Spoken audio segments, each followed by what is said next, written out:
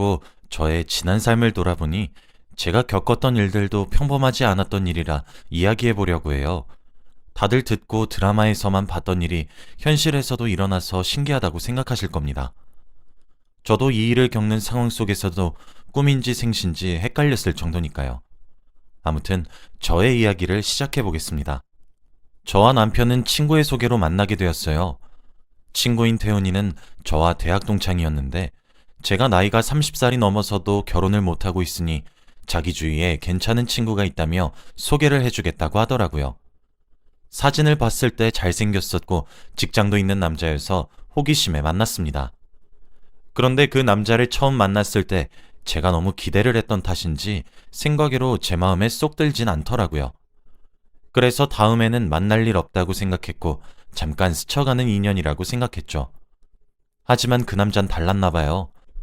첫 만남부터 저한테 솔직하게 자신의 마음을 표현했고 저한테 빠르게 다가왔습니다. 제가 마음에 든다며 계속 만나고 싶다고 말을 하는 남자를 끊어낼 수 없었죠. 그래서 저도 모르게 그 사람과 두 번, 세 번 계속 만나고 있더라고요. 만날수록 괜찮고 좋은 사람이라고 느껴졌고 연애하는 3년 동안 단 한 번도 싸운 적이 없었기에 고민하지 않고 결혼식을 올렸습니다.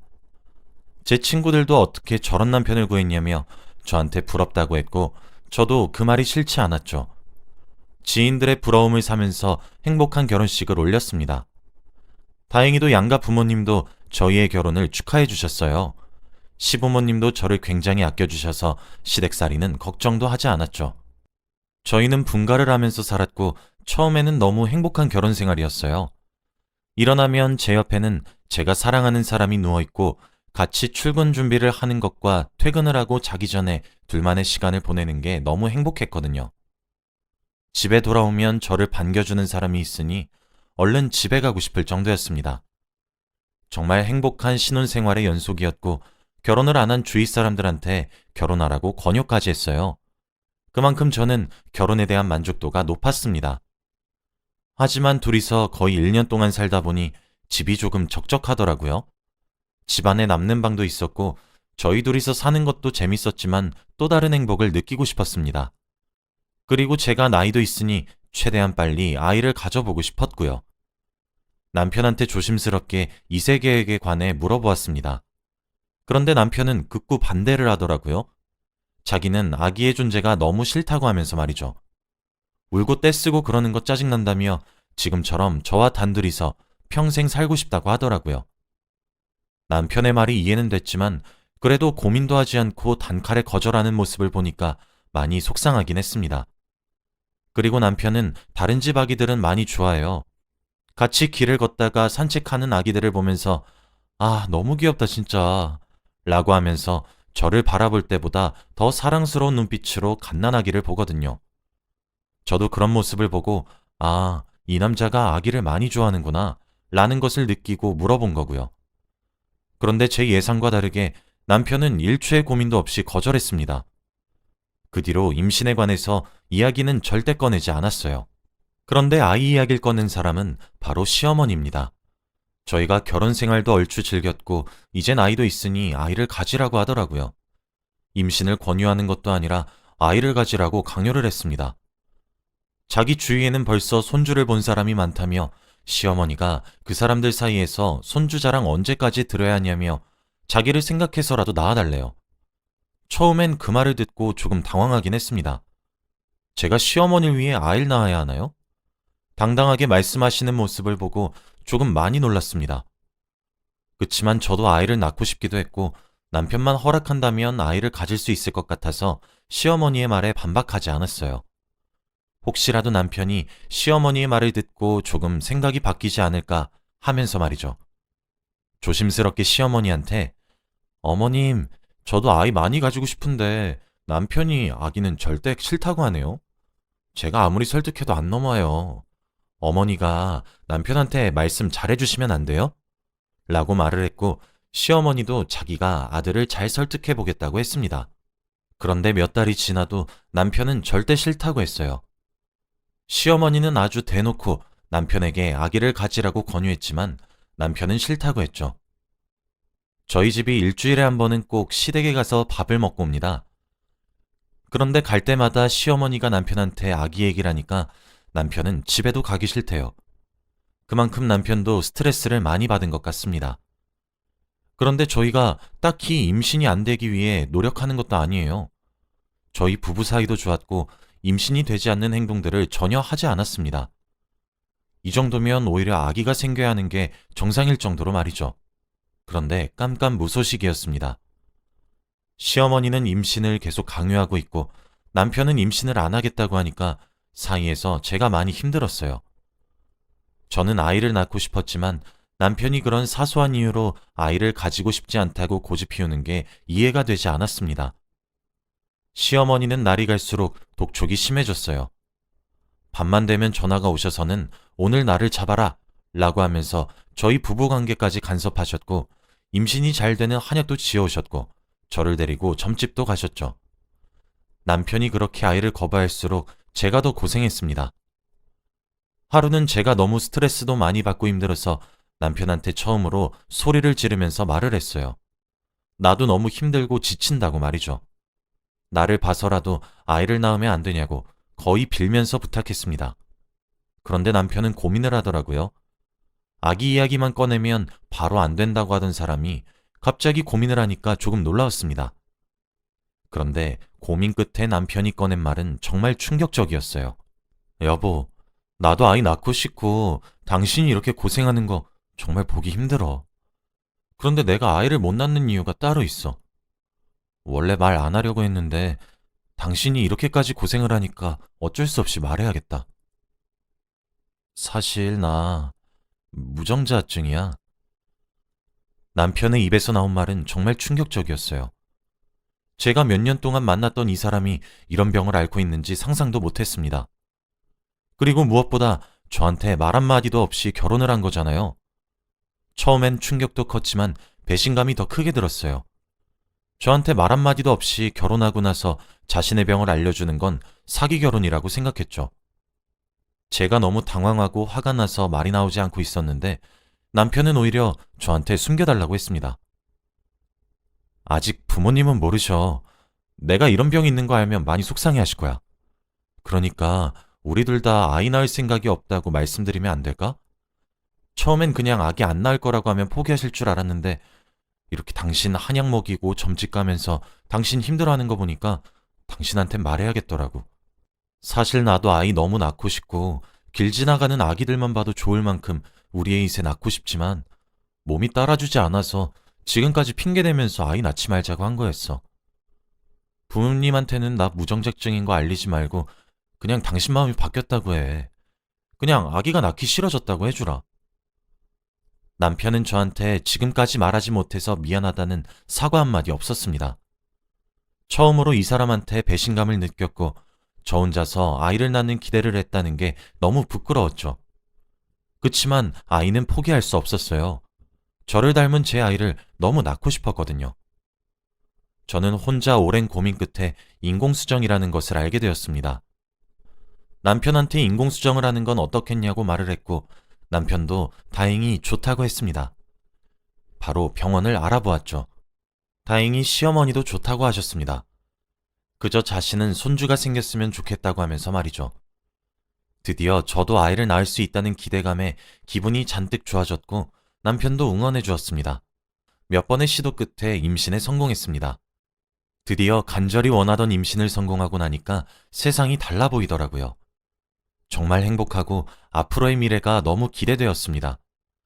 남편도 저에게 헌신적으로 잘해주었죠. 남편에게 처음으로 무정자증 소식을 들었을 때의 배신감은 잊은 지 오래였습니다. 너무 행복한 결혼 생활이었어요. 아이를 낳는 순간까지도 너무 행복했어요.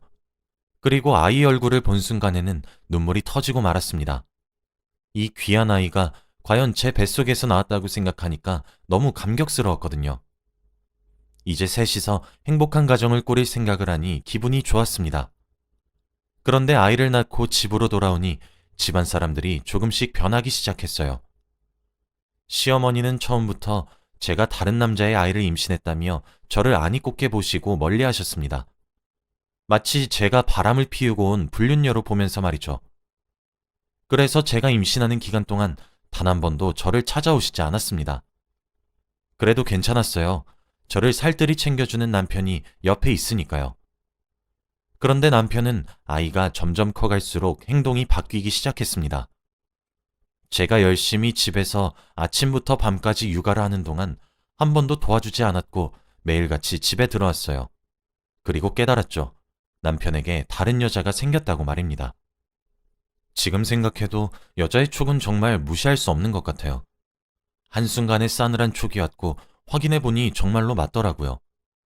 그 여자와 만난 건 제가 아이를 낳고 나서였습니다. 그때 아이가 태어난 지 돌이 지난 후였으니까 조금 오래된 편이었죠. 믿었던 남편의 배신에 저는 울면서 남편에게 말했어요. 지금 애 아빠가 다른 여자나 만나고 다니면서 가정을 내팽겨버릴 수 있냐고 하면서 말이죠. 그런데 남편의 대답은 충격적이었습니다. 나 사실 우리 아들 내 아이로 안 느껴져. 임신할 때는 얼굴을 모르니까 내 아들로 느껴졌지만 아이가 태어나고 자랄수록 나랑 생판 다르게 생긴 얼굴 보니까 정이 안 들더라. 그리고 당신 육아한다고 머리도 안 감고 잘 씻지도 않는 거 보니까 여자로 보이지도 않고. 내 피를 가지고 있지 않은 자식을 어떻게 내 자식이라고 생각해? 당신도 나 이해해줬으면 좋겠어. 남편의 말을 듣고 저는 정신이 번뜩 차려졌습니다. 지금까지 이 남자와 산 세월이 다 후회가 되었고 제가 결혼을 잘못했다고 말이죠. 당장이라도 이 사람과 이혼을 하고 제 아들을 데리고 나가고 싶었습니다. 아이가 커갈수록 이런 아빠 밑에서 자라게 된다면 사랑을 못 받고 자랄 것 같았거든요. 그래서 이혼을 하겠다고 남편과 시부모님에게 말씀드렸어요. 그런데 시어머니는 오히려 좋아하셨습니다. 그래? 이혼 얘기 왜 이제야 꺼내나 싶다. 이혼할 사이니까 얘기할게. 우리 아들한테 들어보니까 너 자궁이 약해서 임신 못했던 거라며? 어떻게 그런 비밀이 있으면서 말 한마디도 안 했니? 너 때문에 한약 짓고 점집 다니느라 쓴 돈이 얼만데. 어떻게 네 얘기는 쏙 빼고 오로지 남편 때문에 임신을 못하는 거라고 말을 하니? 너도 정말 이기적인 애였구나. 너 같은 건 우리 집에 있을수록 독이니까 얼른 네 아들 데리고 나가. 우리 집안이랑 피 한 방울 안 섞인 애를 설마 두고 갈 생각은 아니겠지? 마지막 양심이 있으면 조용히 이혼하고 아이 데리고 살거라. 양육비도 받을 생각 말고. 알고 보니 남편은 자신의 무정자증에 대해서는 절대 말을 하지 않았고 오히려 시어머니에게 제가 자궁이 약해서 임신을 못했던 거라고 핑계를 댔더라고요. 어떻게 이런 사람이 있을 수 있나요? 저는 한순간에 거짓말쟁이가 되고 말았고 너무 억울해서 화가 미친 듯이 났습니다. 이대로 나가버리면 정말로 거짓말을 하는 나쁜 사람이 될 것 같아서 마지막으로 한마디라고 가야겠다고 생각했어요. 이 말을 하지 않으면 나중에 두고두고 후회할 것 같았거든요. 어머니, 지금 제대로 오해를 하시는 것 같은데요. 저 자궁 안 약해요. 저희가 왜 아이를 낳지 못했는지 아세요? 바로 당신 아들이 무정자증이라서 못했던 거예요. 저한테 결혼하기 전에 한마디도 없다가 아기 낳자고 하니까 그때서야 말하더라고요. 이건 명백히 사기 결혼이죠. 그러면서 저한테 절대 자기 부모님한테는 말하지 말아달라고 하더라고요. 그래서 말 안 하고 인공수정하기로 했습니다. 그런데 또 낳고 보니까 자기 핏줄이 아니어서 정이 안 간다며 다른 여자나 만나고 다니는데 어떻게 결혼 생활을 더 할 수 있나요? 제가 먼저 이혼하자고 했어요. 그리고 제 아들 제가 보란 듯이 잘 키울 겁니다. 옆에서 듣고 있던 남편은 자신의 비밀이 폭로되자 당황하는 눈빛이었어요. 그런데 예상외로 시어머니는 놀라지 않으셨습니다. 우리 아들이 무정자증이라고? 넌 끝까지 거짓말이구나. 어디서 이런 천박한 계집애를 데리고 와서는. 그리고 우리 아들이 다른 여자를 만나고 있어? 듣던 중 반가운 소리구나. 오히려 너 나가고 새로운 며느리 더 일찍 볼 수 있어서 좋네. 그 아이 데리고 와서 우리 집안 핏줄 섞인 아이 낳아서 잘 살 테니 당장 여기서 나가렴. 다신 얼굴 보고 싶지 않으니까 썩 나가거라. 시어머니는 제 말을 전혀 믿지 않으셨고 저를 내쫓았습니다. 끝까지 저를 거짓말쟁이로 알고 있는 사람한테 굳이 마음을 돌리고 싶지 않네요. 이젠 다시 볼 사이가 아니니까요. 그리고 남편과 만나고 있는 그 여자가 어떻게 임신을 할 수 있겠습니까? 남편은 씨앗이 나오지 않는 몸인데 말이죠. 나중에 뒤늦게라도 시어머니가 남편의 비밀에 대해 알 생각을 하니까 조금 기대되긴 했습니다. 저는 아들을 데리고 친정집에 와서 살게 되었어요. 그리고 부모님께 제가 겪었던 일에 대해서도 다 말씀드렸더니 이혼 정말 잘했다고 했습니다. 조용히 합의 이혼으로 진행해서 빨리 끝낼 수 있었거든요. 아들을 키우는 건 다행히도 부모님께서 도와주셔서 나름 수월했습니다. 그리고 다시 복직도 하고 육아도 하면서 바쁜 일상 속의 연속이었죠. 아이는 점점 커져갔고 저도 이 생활에 조금씩 적응해 나가고 있었습니다. 그동안 전 남편과는 단 한 번의 연락도 주고받지 않았죠. 그래서 어떻게, 어디서 뭐라고 사는지 전혀 알지 못했습니다. 저는 양육비도 받지 않았어요. 그런 사람한테 아이의 양육비를 줄 권한도 주고 싶지 않았거든요. 오랜만에 일을 하면서 사람들도 만나고 하니까 살아있는 듯한 느낌이 들어서 너무 만족스러웠습니다. 이제야 숨통이 트이는 것 같고 이혼하기 정말 잘했다는 생각이 들었거든요. 그렇게 행복한 나날들의 연속이었는데 얼마 전 친구에게서 연락이 왔습니다. 바로 저에게 전 남편을 소개시켜준 태훈이라는 친구였죠. 이혼 후에 처음 연락 와서 반가운 마음에 연락을 받았더니 잠깐 만나자고 하는 겁니다. 회사 퇴근을 하고 잠깐 저희 집 앞에서 말이죠. 해주고 싶은 말이 있다고 했습니다. 태훈이가 진지하게 말을 하는 성격이 아니라서 이렇게 목소리 깔고 이야기하니까 조금 놀랐어요. 도대체 어떤 심각한 이야기길래 이렇게 말하는지 궁금했습니다. 그래서 저는 상황의 심각성을 알고 퇴근 후 정말 오랜만에 태훈이를 만났습니다. 저희는 작은 맥주집에서 만나서 맥주 한 잔을 시키고 이야기를 나누었어요. 처음엔 태훈이가 말을 주저하더라고요. 저한테 어떻게 말을 해야 할지 모르겠다고 하면서 말이죠. 저는 괜찮다고 편하게 말하라고 했고 태훈이는 맥주만 마시다가 결국 한 잔을 다 비우고 나서 말을 꺼냈습니다. 태훈이가 저한테 하는 말은 바로 전 남편에 관한 이야기였어요. 정말 오랜만에 듣는 그 사람의 근황에 대해서 저에게 말을 해주더라고요. 그런데 들을수록 정말 가관이었습니다. 태훈이 말에 의하면 그 전 남편 집안이 아주 풍비박산이 났다고 하더라고요. 저와 이혼을 하고 나서 얼마 지나지 않아 남편과 만나고 있던 그 여자가 임신을 했대요. 그래서 그 집안 사람들은 오히려 좋다며 그 여자에 대해서 제대로 알아보지도 않고 결혼을 시켰다고 합니다. 그 집안 사람들은 그때까지 제가 남편이 무정자증이라고 거짓말을 했다고 생각했고요. 그리고 아이를 낳았는데 아이가 자랄수록 전 남편의 얼굴과 굉장히 달랐다고 합니다. 그래서 몰래 친자 검사를 했더니 다른 사람의 아이였다고 해요. 알고 보니 그 여자는 남자친구가 따로 있었고 지낼 곳이 필요해서 전 남편을 속이고 결혼한 거라고 합니다. 그리고 다 같이 병원에 가서 남편의 무정자증에 대해 검사해보니 정말로 그 병을 앓고 있는 게 맞았다고 해요. 전 시어머니는 쓰러지셨다고 합니다. 그렇게 그 집안은 풍비박산이 났다고 하더군요. 그 말을 듣고 드라마 한 편을 본 것 같아서 너무 놀라웠지만 무엇보다 정말 통쾌했습니다. 제가 그렇게 무정자증 이야기할 때는 거짓말이라고 오히려 화를 내셨으면서 이제서야 알게 되어서 너무 기뻤죠. 그리고 저 내쫓았을 때 오히려 다른 여자 만나서 좋다고 그렇게 말씀하셨으면서 이렇게 뒤통수 당하니 너무 고소했습니다. 태연이는 얼마 전에 저와 전 남편이 이혼했다는 소식을 들었고 그래서 전 남편을 만나서 이 이야기를 다 들었다고 합니다. 그러면서 저한테 하는 말이 정말 충격적이었어요.